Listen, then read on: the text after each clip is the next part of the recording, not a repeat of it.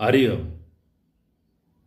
2082 साल आज मङ्सिर तपाईको 25 गते बिहीबार। तपाई कुन राशि हेर्दै हुनुहुन्छ?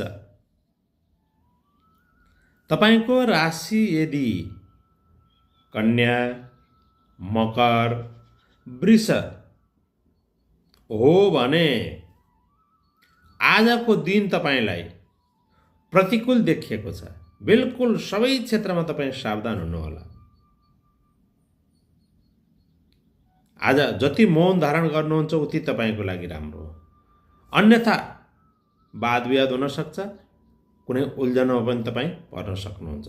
नयाँ काम सुरुवात नगर्नुहोस्, कतै लगानी नगर्नुहोस्, साथमा आफ्नो स्वास्थ्यको पनि विशेष ख्याल गर्ने।